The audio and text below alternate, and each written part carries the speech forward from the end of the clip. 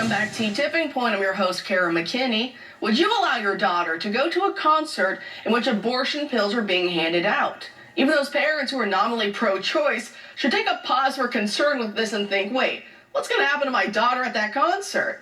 At issue is singer Olivia Rodrigo, a former Disney child star, and the North American portion of her Guts concert tour. The National Review explains, quote, Rodrigo, 21, performed in St. Louis, Missouri on Tuesday. The venue hosted booths run by the Missouri Abortion Fund and Text Right By You, a youth-focused text line connecting Missourians to abortion care, birth care, adoption and parenting supports, birth control, and information about their rights. It's brutal out here in Missouri, but we are here for abortion access and hand out Plan B with Text Right By You, reads a social media post by the Missouri Abortion Fund. On Instagram, the Missouri Abortion Fund distributed free heart-shaped stickers that say Abortion Forever and a circular sticker that says Abortion is Essential with a QR code. According to a photo shared on social media by an attendee of Rodrigo's St. Louis concert, the Missouri Abortion Fund distributed the brand name drug Julie, which uses the same active ingredient as the brand name Plan B One Step. WebMD states in its online birth control guide that the drug stops the release of an egg from the ovary, may prevent sperm from fertilizing the egg, and may prevent the fertilized egg from attaching to the womb. Rodrigo launched her Guts World Tour in February and is partnering with local chapters of the National Network of Abortion Funds in the North American segment of the tour to ensure that those most impacted by systemic racism, misogyny, and healthcare barriers can get the reproductive care they deserve. The singer is donating a portion of the proceeds from ticket sales to support her new initiative called Fund for Good, which is dedicated to ensuring an equitable and just future for all women, girls, and people seeking reproductive health freedom, end quote. Joining us now to discuss all this and more is Emma Waters, a research associate for the Heritage Foundation. Emma, thanks for being here tonight. Hi, Kara. Thanks for having me. Okay, so what do you make of this craziness? This is just absolutely insane. So not only is Olivia Rodrigo a child star from Disney who has a ton of young women who are attending her concerts, listening to her music, and really make up a large portion of her fan base, but on top of this, she is actively promoting abortion and passing out Plan B pills. So as you noted, Plan B can either prevent an egg from being fertilized, or it can go so far to stop a fertilized egg from implanting. And so those in the pro-life movement who believe that life begins at conception views the use of these Plan B drugs as an abortifacient because it can take an embryo that has been formed and created as a distinct and living human being and actually ensure that it fails to turn into a viable pregnancy, thus aborting the child. And this is what is actively being promoted with cute stickers and bright colors meant to target a young audience. And so the results of this, if you're thinking concerts with lots of people and likely alcohol and other substances, is really just to encourage not only sexual encounters for minor girls, but also a culture where rape is not only allowed, but enabled through these drugs. Oh, definitely. Like I said earlier, and I said it kind of jokingly, but it's still so true. I think parents, even if they're pro-choice, maybe this will be a wake-up call for them, but I would like to hope that if they saw this, they'd go, wait a second, like I said, what's going to happen to my daughter at this concert? I thought this was a young pop star. A lot of young girls are going to be there. It's just supposed to be a fun time for everybody. Why are we talking about abortion? And like you said, it just kind of helps to encourage bad behavior. A lot of young girls can get hurt by these hookups, even just their spiritual aspect of themselves, their hearts get broken. And then of course, then you get Big Pharma coming in saying, we've got pills also to kill any baby that results from it. It's just a lot of horrible stuff all the way around. And Olivia Rodrigo, I never knew much about her. I know she's super popular right now. I just assumed she was just a cleaner, friendlier pop star that kids like these days. And so that's as much as I knew. So I was surprised by this, but no, I realized after reading a little bit more that I guess after Roe v. Wade fell almost 2 years ago now, coming up this summer, that she was very upset about that, was yelling profanities on stage about it. But this is the key aspect I wanted to ask you about, because she was talking about in an interview that she says she's terrified about all the women and girls who are going to be killed by being denied abortion access, which of course has never happened. It's been almost 2 years, hasn't happened, won't happen. But even more importantly than that, she says she's terrified of young girls being forced to give birth birth against their will. And that's a phraseology we hear a lot from the left, right? That these girls are going to be forced into something. Now, we know, of course, that the act to make the baby, that's voluntary. They have the choice there, right? Rape is extremely rare, and rape ending in the conception of a child, even more rare than that. So by and large, this is a voluntary action being done. But I just wonder if it's just because so many young girls are so removed from anyone else who's been pregnant, has had babies. So to them, and especially with the culture you and I have talked about, Big Pharma, pathologizing the female body, even menstruation and everything else, birth control pills, this pill, that pill, that women are afraid of their own bodies even. And it's almost like they see it as a cancer, a tumor, something attacking them and something bad that needs to be gotten rid of. Do you kind of get that same sense as well, that a lot of young girls, that they're afraid of what their bodies are capable of, and so this fear kind of turns into almost a hatred?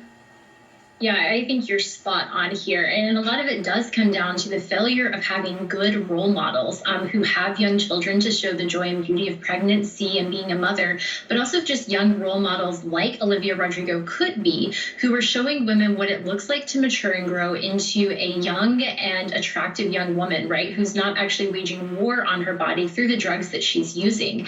So if you think even about Plan B, I highly doubt that anyone is taking the time to actually have conversations with the young women that they're passing this drug out to provide proper informed consent, right? Not only can Plan B end an embryo's life, but it can also disrupt your period. It can throw off your hormones. It can cause a lot of really nasty side effects, which, as a side note, can actually either increase your chances of getting pregnant, or it can actually decrease your chance of getting pregnant by causing infertility problems later on, especially if these Plan B pills are taken like birth control, just taken a couple of times a month, anytime you think you could be running the risk of getting pregnant.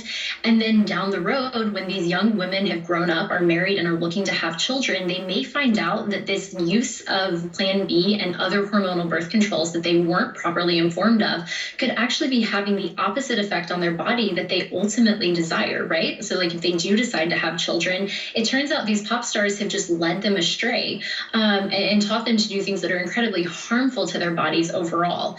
And it's particularly disappointing because this tour began in Missouri, and Missouri has some of the best pro-life laws on the books. And what's so funny about this is it specifically has an exception saying that if continuing pregnancy will impair the mother's body past a point of any sort of healing or remedial attempt to heal, basically, then you do have the option to induce the pregnancy earlier and provide life-saving care outside of the womb. So Missouri, the state that she's targeting with this, actually does provide the very protection she's asking for the life of the mother without aborting the child, but inducing labor early on so that we can try to save both the life of the child and the mother involved. So even the campaign itself is just utterly disingenuous because it's making the law some sort of enemy, when in fact we're trying to teach women to work with their bodies, to understand how their hormones work, how fertility works, right? Because ultimately women can only get pregnant 3, maybe 5 days a month. And so we could actually just help women understand how to use their bodies with really easy apps they can have on their phone. And we don't even need this massive campaign to stop potential pregnancies. And that's so smart that you bring that up. And I think it's also important to keep harping on that, because it seems a lot of young girls, they believe that only pregnancy can come with side effects. And they believe that it's basically a life or death situation, when of course that thankfully is very, very rare for those kind of complications to occur. But also with these Plan B pills, with abortions themselves later on in the pregnancy, there's a lot of bad side effects that can happen too. Women have died through abortions. Women have had very severe complications. Like you said, there are women who've lost their fertility because of abortions gone awry. And yet a lot of girls seem to think that the abortion, whether it's the pill or medical surgical abortion, that it's the magic wand that just makes their life better somehow, and that only pregnancy could ever impair or risk their life. And so of course that itself is just a lie. The whole idea is only about protecting the mother's health. Well, like I said, these other medical interventions that they want have its own side effects, and even worse than that, will result in a dead child. But before I let you go as well tonight, there's been some chaos, you could say, on the right. I've been very, very sad to see this. I'm sure you are too, that those who stood beside us when it came to overturning Roe went from conception till natural death. We want to protect life. And so when it was about going after the pro-abortionists, they were all in with us on wanting to protect embryos, as we've been talking about so far. But then Alabama made its ruling, the Supreme Court there a few weeks ago, saying, well, these embryos are children. And of course, that was because someone had accidentally destroyed and killed a bunch of embryos from different couples. And these couples wanted to have some kind of recourse for that. But under the law at the time, the children weren't really seen. The embryos weren't seen as children. And so that limited what could happen, what choices the parents had afterward when their children died. But now a lot of Republicans are starting to backtrack, and they're freaking out because now I guess there's money involved and donors who are upset. And so now all of a sudden they want to create all these laws to protect the IVF industry. But in good news, as we see here at the Washington Post, there are at least plenty of pro-life Republicans who are saying, no, we need to charge ahead on this. We need to use the momentum built by this Alabama Supreme Court ruling to start protecting children, and especially when it comes to IVF. So what do you make of this whole situation that's kind of erupted these last few weeks? Yeah, this is such a great question. I think this really gets at just the fundamental lack of understanding that people have about how IVF itself is routinely practiced, right? And so you see numerous family policy groups on the state level, Republican leaders who say, no, like IVF creates a life. What could be more pro-life than supporting something that creates life, right? And of course, the reality is that it overlooks the fact that there are countless embryos routinely destroyed or indefinitely frozen through the process of IVF in a way that absolutely does not support the honor, the dignity, or the well-being of the embryonic child involved. And so this Washington Post story and a number of other outlets have really been highlighting the work that I've done at the Heritage Foundation, as well as through other pro-life groups who are really pushing hard and saying, like, hey, we're not saying that we should ban IVF. No one's banning IVF on federal or state level, but we should stand firm in our commitment to protect life from conception to natural death. And that necessarily involves the way that we practice IVF. And ultimately, our most important concern here is protecting unborn embryonic human life. It's not protecting the interests of the fertility industry, even if that means having really hard conversations with parents who are struggling with infertility. Our ultimate goal here, if we desire to have children, right, to help parents have children, is to do so in a way that affirms life from the beginning to the end and doesn't make exceptions for something like IVF.